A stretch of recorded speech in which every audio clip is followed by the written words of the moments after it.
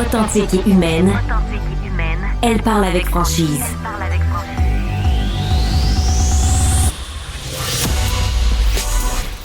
Elle traite l'information avec rigueur et efficacité. Une approche fraîchement moderne de l'actualité. Isabelle Maréchal. Bonjour, chers amis. Merci beaucoup d'être là. Ça commence bien l'émission. Je viens de renverser mon café sur le bureau. Ça part une émission. Voilà. Ça nous montre à quel point on est dedans. On est pressé de vous tenir au courant de plein de choses. On a toute une émission et on va parler d'entrée de jeu du boycottage d'Amazon qui a été réclamé, vous l'avez vu sans doute, par la CSN. En fait, je rappelle la petite histoire qui vous amène d'ailleurs, parce qu'on a déjà fait des sujets là-dessus, vous êtes quand même nombreux à dire que le fait d'avoir fermé ces 7 centres de distribution, ça fait d'Amazon quelqu'un qu'on apprécie moins comme corporation, parce qu'il y a 4500, il y a peut-être 1700 personnes qui travaillaient dans les 7 centres de distribution au Québec qui ont été fermés. Hein, vous vous en souvenez, il y a une couple de semaines. Mais ça fait 4500 personnes au total au Québec qui ont perdu leur emploi en raison de la décision de ce géant américain de la vente et de la distribution en ligne.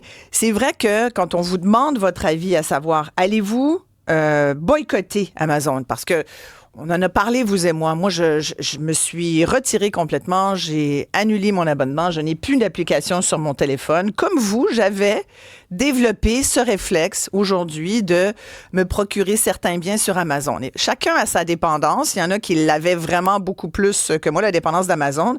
Ce qui fait dire à certaines personnes, il y a une personne sur 3 dans le sondage léger qui sort ce matin dans les journaux de Québécois, une personne sur 3 qui dit « Je vais diminuer mes achats sur Amazon », mais il y a autant de gens qui disent qu'ils vont continuer à acheter sur Amazon. Fait, qu'est-ce que ça dit de nous, ça? Ben, on va en discuter tout de suite avec la présidente de la CSN, la Confédération des syndicats nationaux. Caroline Senneville est avec moi. Bonjour, Madame Senneville. Bonjour, moi je suis chanceuse, mon café est déjà bu. Ouais, bon, c'est ça. C'est bien. Oui, vous devez être pas mal sur le café depuis le 22 janvier parce que, évidemment, bon, l'annonce de cette fermeture des entrepôts au Québec, ça a été comme une gifle, hein, Caroline, je pense qu'on peut dire ça, à la face des Québécois. Là, évidemment, certains ont dit, ben, c'est la faute du syndicat, hein, d'avoir voulu s'installer dans cette entreprise. Vous dites, ben justement, faire ça va à l'encontre du Code du travail québécois parce qu'entre autres, on a le droit de vouloir se syndicaliser. Et là, vous dites, il faut que le boycottage d'Amazon soit confirmé par les gouvernements, à la fois provinciaux et fédéraux. On va y revenir, mais sur le fait que les gens disent, il y a quand même un Québécois sur 3 qui a été questionné dans le cadre du sondage léger ce matin, qui dit, moi, je vais continuer d'acheter sur Amazon. Qu'est-ce que ça dit de nous, Caroline Senneville? Je pense que c'est ça, les citoyens ont un cœur, les consommateurs ont un portefeuille, mais vous savez, on comprend. Puis c'était pratique Amazon, puis c'est pas tout le monde qui reste à côté d'un magasin. Donc, le but, c'est pas de culpabiliser personne, puis on n'est pas non plus, on s'illusionne pas, là, même si 100% des Québécois disaient on veut plus d'Amazon, Amazon ne serait pas faillite demain matin. Mais nous, ce qu'on se dit, c'est, puis vous l'avez dit, c'est une gifle.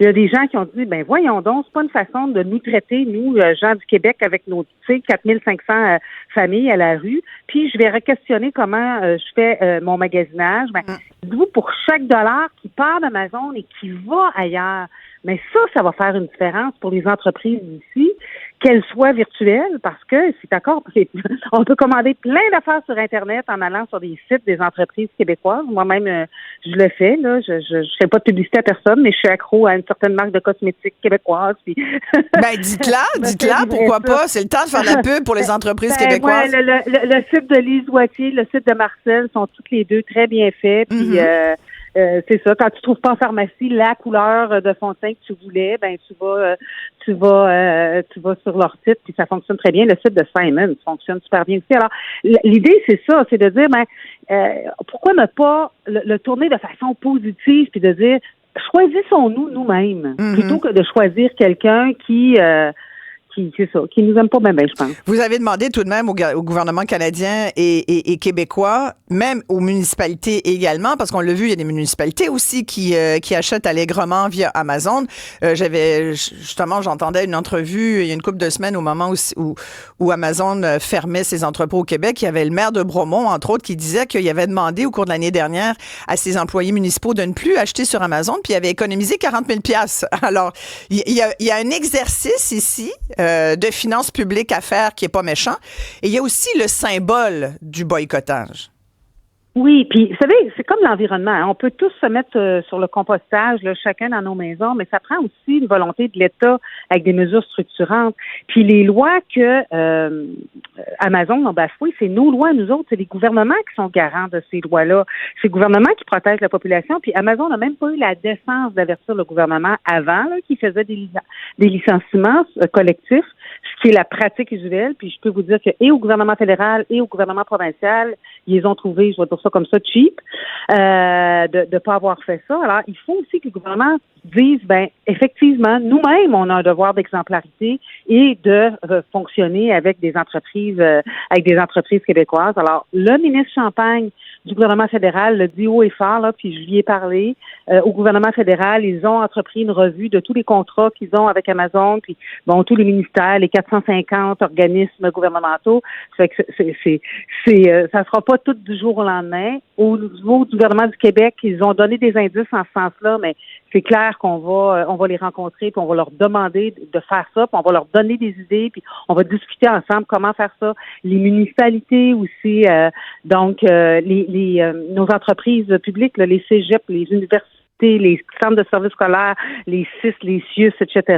Je pense que si on fait tout ça, ça a un effet plus important encore que l'addition de gestes individuels. Oui.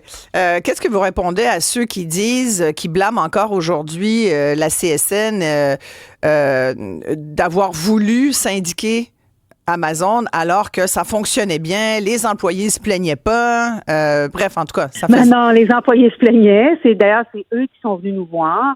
Vous savez, pour se syndiquer au Québec, ça prend 50 plus 1% des gens qui signent une carte syndicale. Et quand on dépose... Oui, mais on sait que les syndicats, vous êtes bons à trouver du monde pour vendre des cartes. C'est pas nous qui faisons ça, c'est des. Oui, mais bon. Mais vraiment, blague à part, là. Ouais. Quand les gens viennent nous voir, la façon dont ça fonctionne, on leur dit, OK, toi, mettons qu'il y a 2-3 personnes, mais est-ce qu'il y a d'autres personnes qui veulent? Parce que c'est ces personnes-là qui vont sur le terrain. C'est rarement quelqu'un de la CSN qui convainc. C'est vraiment ton camarade de travail qui dit, je pense, c'est vraiment comme ça qu'on fonctionne, nous, à la CSN. On se base sur les militants. Et quand on dépose ça au tribunal administratif du travail, le tribunal envoie des enquêteurs qui vérifient que les gens l'ont fait de façon libre et volontaire. Et ça prend ça pour que le syndicat soit accrédité. Mais vous savez, j'ai envie de répondre, c'est comme un gars qui donne une claque à sa blonde, puis que elle se fait dire, ouais, mais tu l'avais cherché, tu sais. Mais je m'excuse, on a le droit de se syndiquer.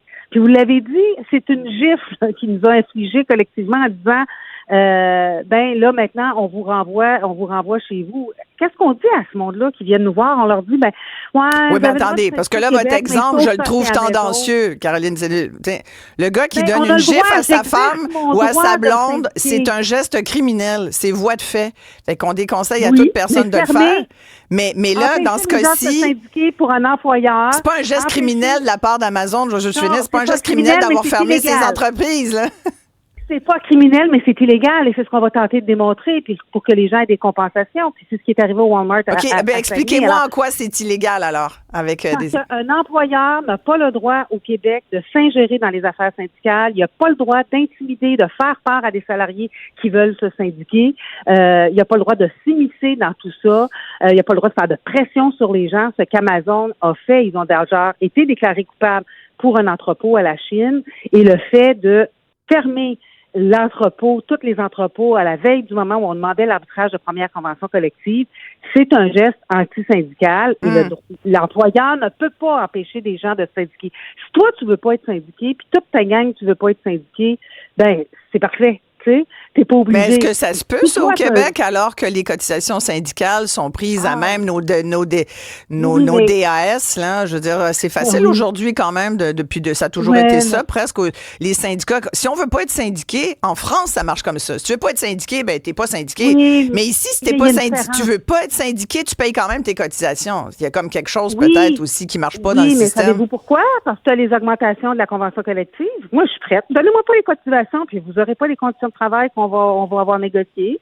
Puis si vous avez un problème avec votre emploi, c'est ça, ils payent. Êtes-vous en train de mais me dire, on- vous êtes d'accord, vous, à la CSN, Caroline Sainte-Ville, pour renégocier le pacte Non. social Non, on n'est pas syndical? d'accord. Mais ce que je veux dire, c'est que ça vient avec. C'est un juge, hein? C'est un juge qui a Ouais. décidé, qui a dit les gens vont payer. À partir du moment où tout le monde, la majorité a voté, c'est comme le premier ministre, hein? Moi, j'ai peut-être pas voté pour Legault, mais c'est lui le premier ministre.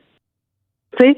Alors, quand le syndicat est rentré, on a 50% plus un, il y a une majorité. Tout le monde paye une cotisation syndicale parce que tout le monde bénéficie de la négociation du syndicat. Et si... Ouais, mais là-dessus, sincèrement, j'ai déjà été syndiquée, Non, puis je on peux est vous obligé. dire qu'on me demandait pas forcément mon avis. Ça me fait penser aux associations étudiantes. On sait, il y en a 3, 4, là, puis c'est eux qui mènent le show, Oui, puis les autres mais- suivent. Fait qu'il y a quelque chose là-dedans, Mais sincèrement. là, il faut aller à Ouais. l'Assemblée générale, madame. Ouais. Il faut aller à l'Assemblée générale, puis des exécutifs qui changent, puis des syndicats qui changent d'organisation syndicale, puis des syndicats qui décident de ne plus être syndiqués. À la CSM, ça peut se faire n'importe quand. Ouais. On est la seule centrale syndicale où s'il y a 50% plus un du monde qui disent on veut plus être avec la CSM, c'est possible. Mais dites-moi, Caroline Sainte-Ville, étiez-vous assez bien préparée? Parce que vous l'aviez pas vu venir, ça, que Amazon, je veux dire, ils sont tellement énormes. Ils en ont rien à foutre, la CSN. Là. Vous aviez pas vu venir ça, là. Dans vos scénarios, Ben oui. là, genre, aviez-vous un plan, Ben genre, oui. ça Ben se peut oui. qu'ils Ben ferment? oui. Et on l'a dit aux gens qui nous ont approchés. Ouais. On leur a dit, là, ça sera pas simple. Voici ce qui peut arriver. Mais leur avez-vous dit, ça se peut que vous perdiez votre job?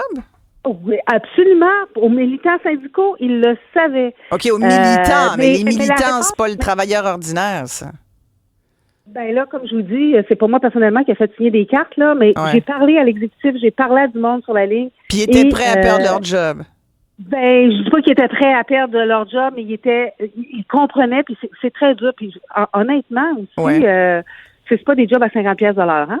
Alors, je pense qu'ils vont être capables d'améliorer leur sort, peut-être même certainement à d'autres endroits. Mais encore une fois, c'est quoi qu'on leur dit? On leur dit, vous avez le droit de vous syndiquer, mais vu que c'est Amazon, vous allez tous passer votre tour. C'est, ben toi, t'es blessé, puis Amazon t'empêche d'aller déposer un rapport d'accident à la CNSST, puis elle te dit, prends 3 jours de congé, prends des Tylenol, puis ça va rester comme ça. Mais, tu sais, on avait même les lois basiques du travail auquel tu as accès même quand tu n'es pas syndiqué, c'était pas respecté chez Amazon. Alors, on leur dit, non, on est désolé, mais on dit, Oui, mais on va essayer. pourtant, malgré tout ça, Peut-être qu'on Caroline, la journée même où ça fermait, il y a des gens qui m'ont écrit pour me dire, hey, je suis tellement pas content, je venais de vouloir. Il y a des gens là, qui, cette journée-là, voulaient postuler sur Amazon. Là. Il y en a même une qui était dans les médias qui a été, entre autres, qui a contribué au lancement du boycottage, puis qui disait, ben moi, cette journée-là, je suis en train de remplir ma feuille d'application pour un poste chez Amazon. Fait que les gens voulaient travailler pour Amazon. Les gens, aujourd'hui, là, ça rouvrirait, là, puis le monde se garocherait pour y travailler, malgré tout ce que vous venez de dire sur leurs conditions qui n'ont pas de bon sens. Puis, je veux dire, on a eu un journaliste là, du Journal de Montréal qui est allé puis qui a témoigné de ça, là, du fait que c'était minuté, c'était très puis... dur. Moi, j'aimerais pas ça y travailler, mais je pense qu'il y a bien du monde qui aime aussi. Pas Mais en s'ils fait, aiment il y a ça un taux tant de que ça, roulement mais ils le font. épouvantable. Ouais, ils le font. Les gens y vont C'est et ça. à un moment donné, physiquement, ils sont plus capables. Alors, puis tu sais, on peut bien vouloir postuler, mais quand on n'a pas vécu dedans, puis on ne sait pas ce que c'est exactement. Mais moi, j'ai un mais travailleur c'est- qui aujourd'hui, d'ailleurs, s'est fait... Lui, il a gardé sa job chez Amazon. Il m'a écrit un long message pour me dire que ce n'était pas ce qu'on disait que c'était. Donc, c'était pas l'enfer du travail, c'était pas le goulag, puis que lui trouvait que beaucoup de gens parlaient à travers leur chapeau, puis que, bref, lui, évidemment, il est un de ceux qui gardent son travail. Il va être obligé de déménager en Ontario, par exemple, mais... Fait que voyez-vous, souvent, il y a tant deux mieux côtés pour à la lui. médaille, hein, c'est ça. Oui, tant mieux pour lui. Puis, encore une fois, je reviens toujours c'est la majorité. Tu sais, alors, l'idée, quand tu formes un syndicat, là, c'est que c'est la majorité des gens qui le veulent puis qui souhaitent améliorer leur sort. à chaque fois, c'est vraiment l'exemple, tu sais, est-ce que une fois qu'on a voté pour quelqu'un, il gagne, il perd, alors j'ai voté pour ou contre le fait qu'il y ait un syndicat, mais une fois que le syndicat est là, il doit faire son travail, puis il doit faire son travail pour tout le monde, et on a déjà vu ça aussi, former des syndicats, puis quelqu'un refuse de signer sa carte, puis 4, 5, 6, 7 mois après, il est suspendu, puis il vient cogner à la porte du syndicat, puis on va venir l'aider, ou avec son congé de paternité, ou peu importe, puis il va dire, ah ouais, là, je comprends, il y a ça aussi des fois qui arrive. Après ça, ben, tu peux être dans un syndicat puis pas aimer ton président de syndicat parce qu'il est pas gentil. Ça arrive. Ouais. Alors, je dis pas que les syndicats sont parfaits. C'est des organisations humaines. Elles sont faillibles. Mais c'est un droit qu'on a, le droit de s'unir, de dire on va se mettre en gang. Fait que jusqu'où vous allez aller là, pour faire respecter, parce que vous dites ils enfreignent plusieurs lois, plusieurs articles du Code du travail québécois. Ça, c'est une loi. Donc, vous voulez poursuivre vos démarches d'arbitrage de première convention collective auprès du ministre du Travail. Là, vous allez vous battre tout seul, là, parce que s'il n'y a plus d'employeurs, Ben, écoutez, on va, en fait, on va présenter un dossier à la Cour. Là, on a 30 jours pour contester, donc d'ici le 20 février, là, quelque chose comme ça, on va présenter un dossier complet à la Cour. Puis, nous, c'est toujours la même chose qu'on met de l'avant. Il y a eu entrave, intimidation, pression sur les gens parce qu'ils ont exercé un droit prévu à la charte, celui de se syndiquer. Et en conséquence, ben, il faudra que Amazon aussi subissent les conséquences de son geste. Ce que ça veut dire que les entrepôts vont ouvrir. On peut pas obliger une entreprise à ouvrir. La loi, par exemple, peut l'obliger à dire, ce que tu as fait, c'est pas correct, c'est illégal et tu vas compenser les gens que tu as mis sur le trottoir. Ouais. Puis là, on va voir, il va y avoir un beau test, là, parce que le 15 février, à Montréal, c'est un samedi, vous organisez une manifestation pour dénoncer la perte de ces 4500 emplois, parce que vous dites qu'il y a 1700 directs, mais il y en aurait donc un autre 3000 à peu près indirects. Donc, ça fait 4500 personnes qui ont donc l'impact, qui subissent l'impact des fermetures des 7 entrepôts d'Amazon au Québec. Vous attendez à combien de personnes? D'abord, je vous annonce qu'il va faire beau. On a décidé ça, mais on verra. Puis vraiment, l'idée, c'est ça, c'est de payer 4500. Puis c'est pas un chiffre, c'est le chiffre du ministère du Travail, hein, parce que quand tu fais une entreprise, c'est ça. Donc, c'est vraiment des bons chiffres, là. Puis ça fait partie de la stratégie d'Amazon au début. Il y avait vraiment mis les chiffres au minimum, mais bon, on n'est pas surpris. On va voir combien il y aura de gens là qui vont. Ouais. Oui. S'il y a 200 personnes, ça va vous enligner. On va travailler fort, puis on va s'organiser aussi pour que les gens qu'on interpelle politiquement puissent aussi se trouver à la manifestation. D'accord. Ben, merci beaucoup, Caroline Senneville, de nous avoir parlé ce matin. Caroline Senneville est présidente de la CSN. On a Éric qui est au bout du fil, qui écoute notre conversation. Bonjour, Éric. Vous travaillez dans le système de santé? Ben oui, Isabelle. Écoute, j'écoute ça depuis tantôt, là, et j'en reviens pas comment ces gens-là sont tellement déconnectés. Tu vois, ils veulent nous faire croire qu'ils sont connectés. Ils ne sont pas, Isabelle. Parce que tu peux pas. Le message a été clair. Amazon a dit, nous, les gros, on a les moyens financiers de dire enough is enough, les syndicats, là. Demain matin, Isabelle, si je peux me désaffilier, que le gouvernement, là, Legault, là, le 15 février, là, il passe une loi, là. Vous avez le droit de vous désaffilier. Le lendemain matin, ma gestionnaire va me nommer dans un poste qu'elle ne peut pas maintenant. Elle n'est pas capable. Le syndicat, c'est non. Alors, le syndicat nuit à ma progression de carrière, Isabelle. Le syndicat, là, ça a eu sa place à une certaine époque et probablement aujourd'hui dans des milieux particuliers. Mais là, at large, non. Ils n'ont plus leur place. Le message a été clair. Les 5000 personnes là, qui ont perdu leur emploi là, devraient s'en souvenir puis dire la prochaine fois qu'on va m'approcher pour syndicat, là, c'est non. Vous pensez qu'il y a encore le syndicat cultive la vieille mentalité là, que les patrons, c'est les ennemis des employés, puis alors qu'on devrait être des partenaires plus, là? Ben, en fait, c'est du BS corporatif parce qu'eux ont gamblé. Ils ont assumé que le gouvernement, si ça tourne mal avec Amazon, le gouvernement va venir à la rescousse. Ils ne laisseront pas partir des emplois. Le gouvernement a mis ses culottes pour une fois, puis il a dit non, manchez-vous. Et, cette situation-là parle, et là, on vient d'ouvrir une canne de verre. On a donné un coup de pied sur le nid d'abeille, là. Et puis, ça fait longtemps que ça se passe. Puis, vous pensez que c'est pour ça qu'il y a un Québécois sur 3 qui dit, regarde, m'en fous, moi, je continue de magasiner sur Amazon, je boycotte pas? Ben, écoute, Amazon, là, ils ont fait ce qu'ils devaient faire pour protéger leur modèle d'affaires. Si tu veux pas t'affilier à ça, désaffilie-toi. Parfait. Donc, ferme ton compte. Mais moi, c'est achète ça. ailleurs. Et vous le dites très bien, Éric. Merci d'ailleurs de votre appel. Merci beaucoup. Moi, c'est ça qui me gosse un peu. C'est le modèle d'affaires. Puis on a vu le modèle d'affaires. Au début, là, Amazon, ça devait être un modèle de distribution de livres pas cher, de livres à rabais.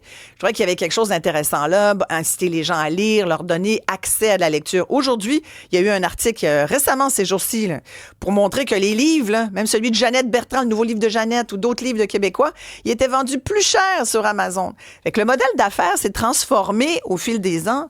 Il est devenu hyper payant. C'est pas pour rien que Jeff Bezos est un des dans le top 3 des hommes les plus riches sur la planète et était dans la première rangée à côté de Donald Trump. Et le jour de son assermentation. Alors, faut garder ça en tête. Moi, je pense que comme consommateur, comme citoyen, il faut regarder ça. Moi, j'essaie d'acheter en fonction de mes valeurs. Bon, ça, c'est moi, mais je pense qu'on aurait avantage à être plus nombreux à dire, est-ce que je veux encourager une compagnie qui dit, la chenoute, toi, regarde, t'es un employé, si c'est pas toi, ça sera un autre, je veux pas vous syndiquer. Moi, mon modèle d'affaires, il fonctionne sans ça. Ouais, OK, mais et puis moi, je comprends, là, c'est Caroline Selleville qui disait le cœur puis le portefeuille. C'est quand même fascinant que ce soit la présidente de la CSN qui dise ça, qui reconnaisse que c'est vrai qu'on vote souvent avec notre portefeuille. Mais des fois, check tes prix, checkez vos prix, puis vous allez voir, c'est pas toujours moins cher là où on pense que ça l'est. Puis Amazon, pareil. Il y a ce qu'on appelle des loss leaders. Là, c'est comme à l'épicerie. Puis on parlera tout à l'heure, en deuxième heure d'émission, on va poursuivre là, sur le panier d'épicerie et tout ça, comment bien acheter. Mais des fois, là, tu sais, les produits qu'on te vend en bout de rangée à l'épicerie, là, que tu penses que c'est moins cher parce que le prix est en gros, puis tu as l'impression. Puis c'est rouge et jaune. Là, tu es comme, oh, ça doit être moins cher, puis ils l'ont mis là. Non, pas forcément. Alors, vous savez, on est souvent, on agit vite parce qu'on a d'autres choses à faire dans la vie, on travaille, hein? Mais des fois, il faut juste y réfléchir. Et moi, quand je vois ça, moi, je l'ai enlevé Amazon. Je n'achète pas sur Amazon. Est-ce que ça va durer toute la vie? Moi, je veux juste me réapproprier mon choix. Et surtout, par les temps qui courent, avec Trump aux commandes, je veux plutôt choisir québécois. Alors, bon, vous avez le droit de ne pas y boycotter, mais je vous encouragerais à plutôt choisir des produits qui viennent de chez nous. Parce que si on continue à faire comme d'habitude, il n'y a rien qui va changer.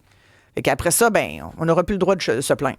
On va s'arrêter ici, très courte pause. Merci de nous écrire. Hein. Il y a plein de monde qui l'ont fait. Il y a Claude qui nous rappelle, plusieurs entreprises ne sont pas syndiquées, vont bien. Effectivement.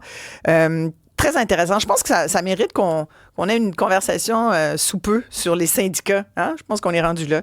Après la pause, on va parler au scientifique en chef du Québec. Rémi Quirion est avec nous parce que nous sommes à l'ère des fake news. Qu'en pensent les scientifiques? Est-ce que vous avez autant confiance à la science qu'avant? Sur les réseaux sociaux, on voit toutes sortes d'affaires. Des gens qui ramènent la théorie comme quoi, aussi niaiseux que la Terre est plate ou qu'on n'est jamais allé sur la Lune. Moi, je vous avoue, quand je vois ça, je décroche. Il y a des affaires, on sait que c'est vrai, mais là, c'est ça. Là.